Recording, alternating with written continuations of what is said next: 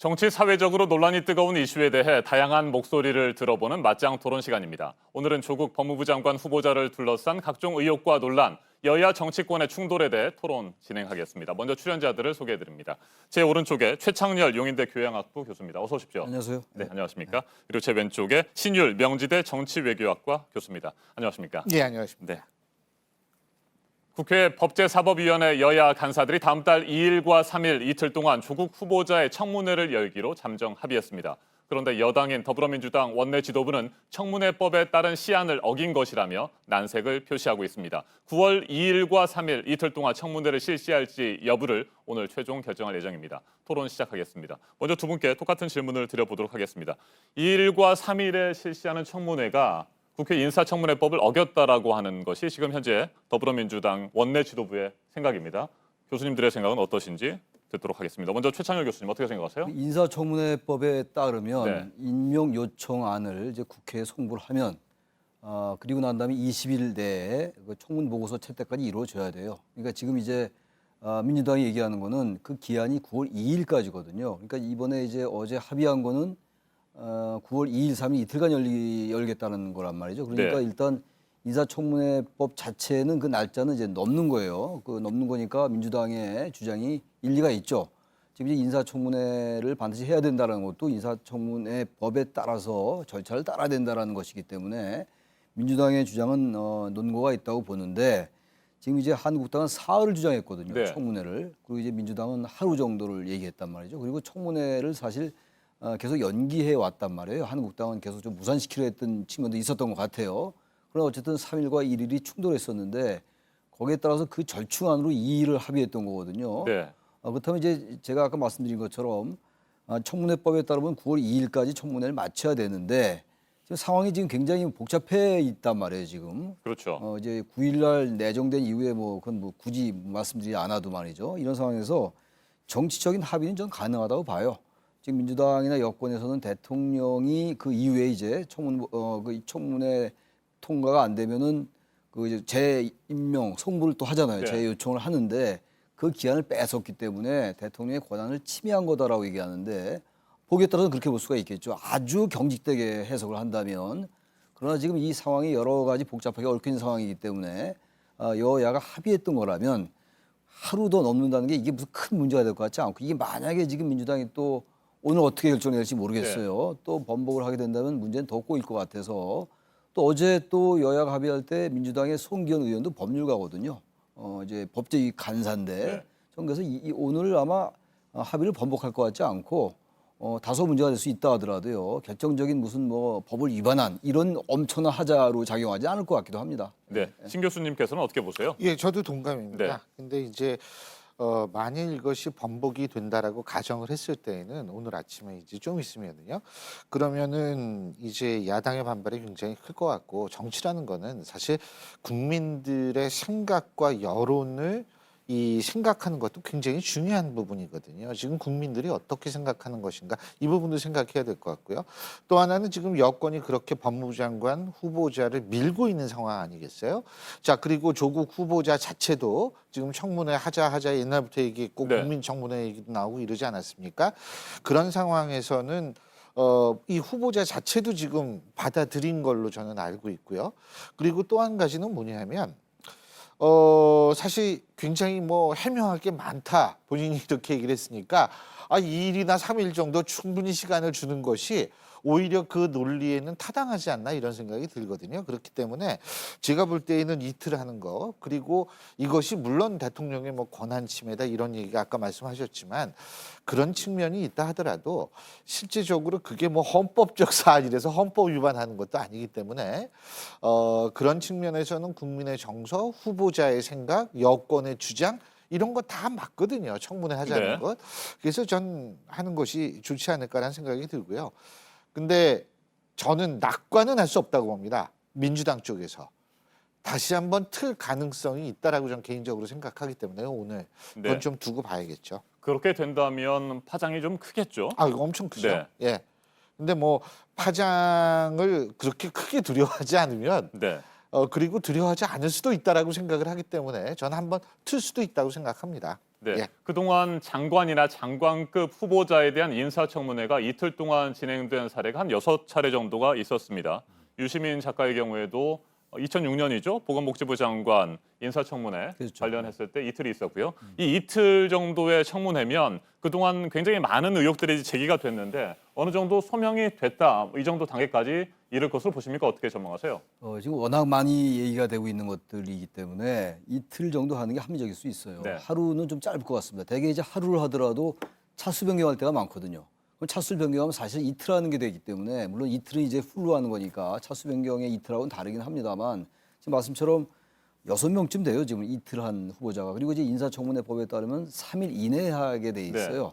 그러니까 사실 이틀이나 3일 하는 거는 법 위반은 아니죠. 근데 아까도 말씀드렸습니다만 그 이제 기한이 초과되기 때문에 이제 3일날 하는 게 문제가 있다. 그런 것이지 이틀 하는 걸 문제 삼는 건 아니에요. 지금 민주당은 적어도 외형적으로는. 근데 아무튼 민주당은 이제 청문회 기간을 좀 줄이려 하는 것이고 한국당 등 야당은 좀 이제 청문회 기간을 좀 늘려서 이틀 정도라도 여러 가지 제기된 의혹들을 충분히 이제 해소할 수 있는 기회를 갖자, 해명할 기회를 주자 이런 거기 때문에 글쎄요, 뭐 여야의 생각은 다른 거니까 정치적 셈법도 다르고 그건 뭐 다 아는 겁니다만 이쯤 되면은 저는 이틀 정도 하는 게 맞는 것 같아요. 워낙 많이 제기되고 있고 네. 제 기억으로 지금 9일날 내정을 했거든요, 대통령께서. 근데 지금 계속 지금 이 문제가 사그러들지 않고 있거든요. 대개 이쯤 되면은 뭐 자진 사퇴라든가 아니면 언론에서 사그러들든가 둘 중에 하나예요. 네. 근데 지금 둘 다 아니거든요. 그렇다면 이 정도 되면은 청문회 법의 취지라는 것도 있고 바로 이러한 상황에 대비해서 사흘 이내로 정해놓은 것 같아요. 대개는 관례적으로 장관 후보자들 하루를 했죠. 총리나 대법관 후보자 같은 경우는 사흘 한 적도 있긴 있어요. 그렇다면 이런 상황을 감안한다면 민주당이 좀 대승적으로 이틀 정도 해서 오히려 더 해명할 수 있는 그 기회를 주고 명분을 확보하는 게 더 맞지 않는가 생각도 듭니다. 알겠습니다. 신 교수님, 그동안 자유한국당은 가능하면 인사청문회를 최대한 늦추려고 했었잖아요. 인사청문회를 늦추고 여론전을 펼치겠다 뭐 이런 해석이었을까요? 어떻게 보십니까? 그거는요, 여론전을 꼭 하지 네. 않아도 실제로 조국 후보자의 문제가 계속 쟁점화되는 시간이 길면 길수록 사실은 야당의 입장에서 볼 때에는 이 불리한 것이 아니라 오히려 유리하다라고 생각할 수 있겠죠. 네. 전국 주도권을 잡는 것. 전 그런 차원에서 일부에서 제기하는 얘기 있지 않습니까? 지금 야당이 이렇게 반대하는 이유가 조국 후보자를 두려워하기 때문이다. 네. 개혁을 두려워하기 때문이다라는 주장을 하고 있는데 사실은 전 야당의 속내에는 조국 후보자 문제가 계속 불거지는 것이 그렇게 나쁘다라고 생각하지 않을 거고요. 그런 차원에서는 뭐 장관으로 지명하는 것을 강행하는 것도 실제로 이슈가 계속 지속된다는 차원에서는 뭐 그다지 불리하다라고 생각하지 않을 가능성이 저는 있다고 생각합니다. 왜냐하면 장관으로 지명이 됐을 때에는 이제 그 다음엔 장관을 대상으로 특검을 해야 된다, 국정조사를 해야 된다 이런 식으로 하면서 계속 의혹을 제기하면서 이 문제를 물고 늘어질 가능성이 네. 있거든요.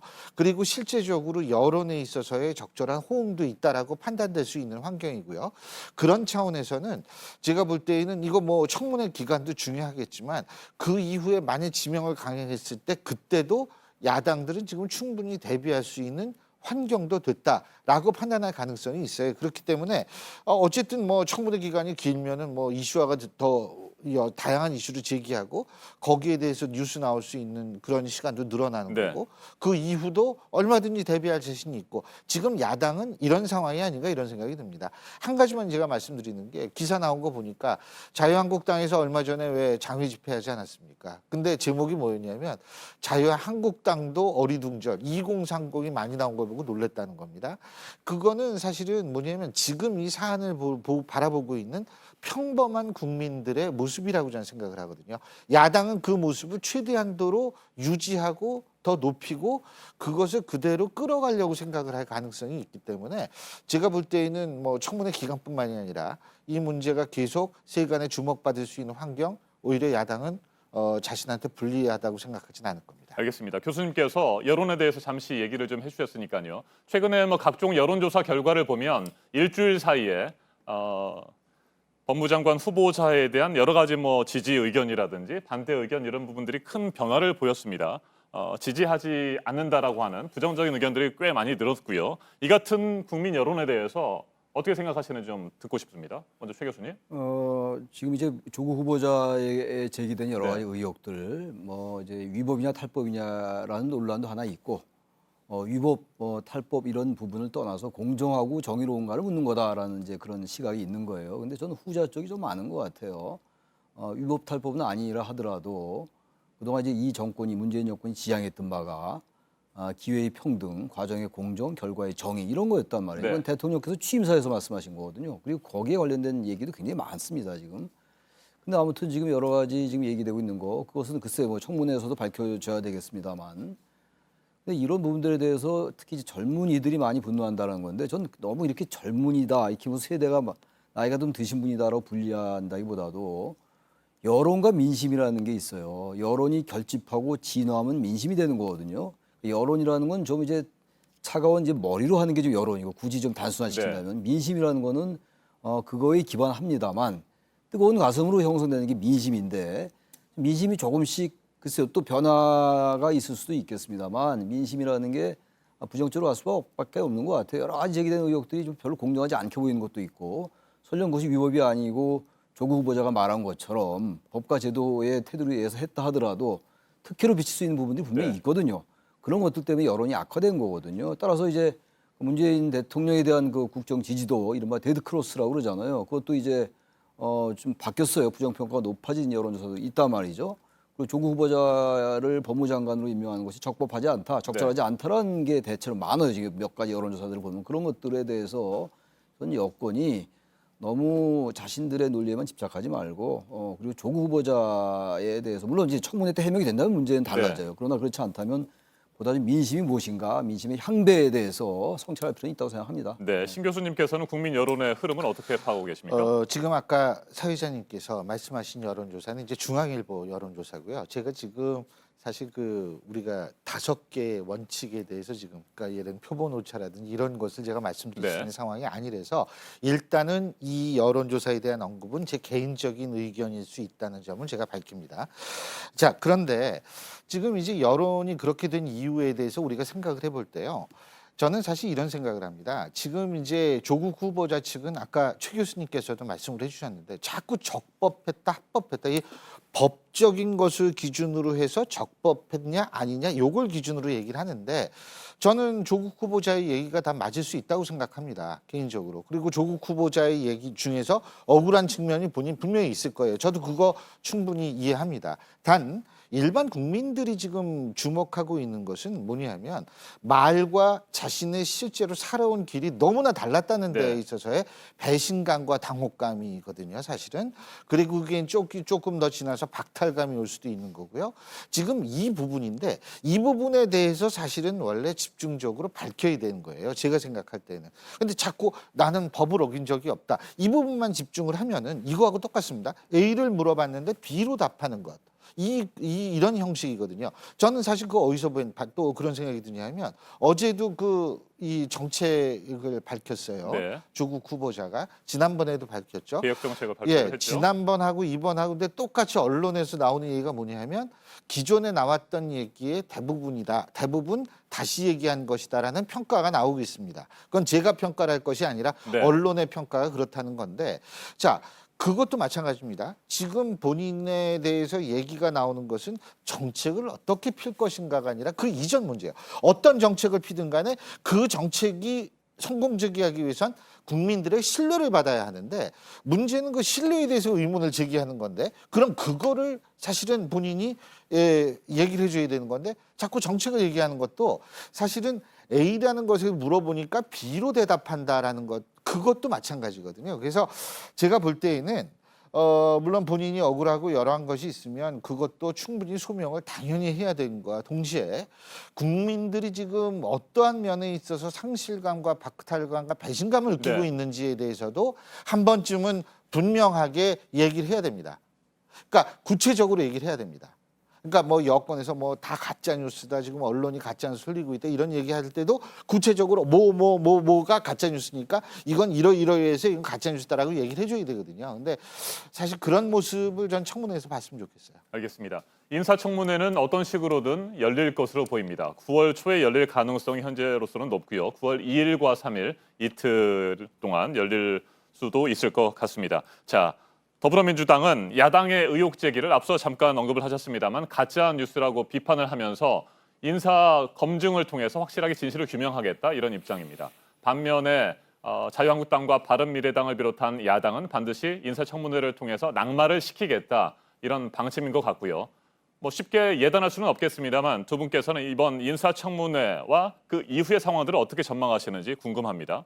최 교수님 어떻게 전망하고 계세요? 글쎄요, 저는 지난주에는 아마 인사청문회를 하더라도 청문회를 거친 다음에 사퇴할 가능성이 높다라고 제가 개인적으로 예측을 했는데 글쎄요, 어제 오늘은 또 느낌이 이거 저 개인적인 생각이에요. 예측을 하라고 말씀하시니까 청문회 하고 난 다음에 임명을 강행할 가능성이 높아 보여요. 어제 이제 청문회가 일단 합의가 됐잖아요. 그러니까 지금 약간 국면이 바뀌는 것 같기도 해요. 그러니까 지난주 이제 어제 오전 오후까지는 계속 의혹이 나오다가 청문회 합의한 다음에 이게 인사청문회법에 부합하느냐 부합하지 않느냐라고 논쟁이 바뀌어버리면 이슈가 국면이 바뀌는 거거든요. 그런 점이 하나 있고 또 부산대 의학전문대학원에서 어제 그 원장이라는 분이 뭐 절차에 하자가 없었다라는 식의 얘기를 했어요. 물론 제가 보기엔 뭐 아직 완전하게 해명되지 않았습니다만 장학금 지급 관련해 가지고 그러면서 조금 국면이 바뀔 수가 있고 조국 후보자의 발언이나 또 정부나 여권, 정부가 아니라 청와대나 여권의 기류를 볼 때 지금 단계로 볼 때는 임명 강행할 가능성이 높아 보이는데 저는 이 말씀 좀 드리고 싶어요. 되게 민주화 이후에, 민주화 이전은 뭐 얘기할 것도 없고 민주화 이후에 역대 정권들이 되게 요 정도 시점 될 때 어떠한 형태로든 간에 위기가 봉착합니다. 위기가 도래해요. 성격은 다 다르지만 근데 이 상황을 어떻게 잘 여하이 대처하느냐가 향후 정권의 어떤 향배를 결정할 수가 있거든요. 그 이름은 민심이라는 거거든요. 좀 약간 수사적으로 얘기하면 민심의 바다라는 얘기가 그거예요. 당나라의 위증이 얘기했던 거 수능제주 영능복주라는 게 물은 배를 띄울 수도 있지만 물은 배를 뒤집을 수 있다는 것도 유명한 얘기 아닙니까 그게. 그래서 지금은 그 정도까지 아니라 하더라도 만약에 청문회 때 다 해명이 된다면 이런 제 말씀은 아무런 의미가 없어져요. 근데 만약에 해명이 되지 않았는데도 불구하고 민심이 여전히 안 좋은데 여론이 악화된 상태에서 임명한다. 그건 다른 장관하고 좀 다른 것 같아요. 사법개혁이라는 정당성 같은 것들도 있고 그건 단지 법무장관, 법무부로서의 검찰개혁의 차원을 떠나서 문재인 정권이 지향하는 그 개혁 이것과 어떻게 연관되나 생각할 필요가 있어요. 그리고 너무 자꾸만 어떤 프레임에 이게 잡혀가지고 만약에 조국 후보자가 낙마되면 정권이 위태롭다. 저는 그렇지 않다고 봐요. 이거 하나의 가정인데 조국 후보자를 오히려 민심에 부합해서 민심에 따라서 어떤 결정을 내렸다면 오히려 전 문재인 정권이 탄력받을 수도 있고 정권의 지지율이 올라갈 수 있다고 생각하기 때문에 너무 어느 한쪽에 매몰되지 말아라는 충고를 드리고 싶다는 겁니다. 알겠습니다. 신 교수께서는 인사청문회와 그 이후의 상황 어떻게 전망하고 계세요? 일단은요. 저는 사실 어제 부산대 의전원 최 교수님께서 말씀하신 제가 좀 보충을 말씀드리려고 하는데 부산대 의전원의 입장은 간단해요. 외부 장학금은 외부 장학재단의 일이기 때문에 우리가 상관할 일이 아니다. 첫째. 둘째. 뭐냐면 우리 기준 바꿨다고 얘기하는데 그게 조국 후보자 딸 때문에 바꾼 게 아니다. 우리는 2013년에 바꿨는데 중요한 것은 뭐냐면 그 바꾼 이유는 집안 형편이 어려운 학생들이 학업을 포기하지 않게 하기 위함이다. 이거거든요. 자, 그러면 의혹은 그대로 남는다고 저는 생각을 합니다. 뭐냐면 자, 소천장학회 조국 후보자에게 부산 의전원에서 이제 그 장학금 준대죠. 학업을 포기하지 않고 열심히 하라고 장학금을 지급했다라고 하는데 저는 뭐 교육자로서 좋은 자세라고 생각합니다. 하지만 그렇다면 학업을 포기하지 않고 열심히 하라고 장학금을 학점이 나쁘고 집안도 괜찮음에도 불구하고 장학금을 준 학생이 조국 후보자의 딸뿐인지 아닌지를 저는 공개해야 된다고 봅니다. 만약 여러 딴 경우도 있었다면 저는 뭐 이건 큰 문제가 아닐 수 있다라고 생각하거든요. 소천장학회에서 정권이 이제 밝혀야 될 상황이라고 생각하고요. 6학기를 받았다 그러죠? 맞죠? 6학기 계속 포기를 하려고 했었는지 그래서 그 학기마다 계속 포기하지 말라고 장학금을 줬는지 그 부분도 사실은 저는 밝혀져야 된다고 생각합니다. 일단 뭐 장학재단에서는 얘기가 없었지만 대학 측에서는 뭐 다른 2명의 학생도 비슷한 상황에서 장학금을 받았다 이렇게 해명을 하긴 했습니다. 그러니까 그게 같은 장학재단인지 아닌지 좀 그건 모르겠어요. 그렇죠. 그러니까 이제 그런 거를 자료를 충분히 공개를 하면 국민들이 납득할 수 있다는 거예요. 제 얘기는. 자, 그리고 지금 3년차 증후군 아까 최 교수님께서 말씀하셨는데 그게 이제 우리나라 일반적인 패턴이었죠. 그런 측면에서 저는 상당히 그것도 조심해야 된다. 공청회, 이 청문회라든지 청문회 이후. 그리고 또 한 가지는 뭐냐면 전 이거를 좀 말씀드리고 싶어요. 청문회를 왜 하느냐? 청문회 왜 그러면 조국 후보자 하냐? 개혁을 위해서 한다. 오케이. 그렇다면 개혁의 궁극적인 목표는 뭐냐? 저는 개혁의 궁극적인 목표가요. 공정한 세상을 만드는 것이 개혁의 궁극적인 목표인데 자 그렇다면 과연 공정한 세상을 만들려고 하는 주체가 국민들에게 모두 야 진짜 공정한 삶을 살아 공정한 과정이 있었구나라고 느끼게 해줘야 되는데 지금 그런 상황인가라고 네. 얘기했을 때 만약 그게 조금이라도 의문이 생긴다면 과연 그 개혁의 목표가 제대로 달성될 수 있을까를 현 정권은 한번 생각해 봐야 된다고 생각합니다. 알겠습니다. 지금까지 제기된 각종 의혹들은 여야와 또 보수 진보를 떠나서 반드시 규명돼야 하고 또 진실은 밝혀져야 한다고 생각을 합니다. 자, 이제 인사청문회가 열릴 것으로 보이는데 두 분께 짧게 20초 정도 시간을 좀 드려보겠습니다. 조국 후보자에게 한 말씀씩 하시겠습니까? 먼저 신 교수님. 아, 왜 차례가 갑자기 바뀌어요? 글쎄요, 뭐 저는 조국 후보자 개인적으로 아는 사람도 아니고요. 그래서 이 공적인 입장에서 제가 조국 후보자를 바라봤을 때는 사실은 뭐냐면 어떻게 됐던 간에 솔직함이 전 필요하다고 봅니다. 솔직함이 필요하고 지금 국민들이 갖고 있는 감정을 이해하는 수준이 아니라 그걸 푼다기보다는 실제적으로 가장 중요한 것은 내가 이렇게 해서 솔직한 얘기를 잘못했다. 혹은 이건 잘못 알려져서 내가 이렇게 바로잡는다. 솔직해지십시오. 그거 바라고 싶습니다. 네, 최 교수님께서도 한 말씀 하시죠. 저는 그 조국 후보자가 평소에 했던 말은 굉장히 좋아했어요. 야당에서는 비판을 많이 했습니다만 저는 수위가 좀 높은 말도 있었는데 저는 뭐 전적으로 동의하고 있는 상황이었는데 공감하고 있는 상황이었는데 저는 조국 후보자에게 좀 이제 다른 얘기가 될지 모르겠는데 선비답게 사나이답게 사대부답게 뭐 지금 조선시대는 아닙니다만 그런 생각을 가지고 민심이 무엇인지 본인이 정말 역사와 대면하고 정권을 아낀다면 그게 어떤 길인지를 판단했으면 좋겠어요. 그 판단에 전 따르겠습니다. 예. 알겠습니다. 두 교수님의 얘기를 조국 후보자도 반드시 새겨 들었으면 좋겠다는 생각을 하게 됩니다. 이상으로 오늘 토론을 마쳐야 될 것 같습니다. 맞짱 토론 최창렬 용인대 교양학부 교수 그리고 신율 명지대 정치외교학과 교수와 함께했습니다. 두 분 토론 잘 들었습니다. 예, 감사합니다. 고맙습니다. 고맙습니다. 감사합니다.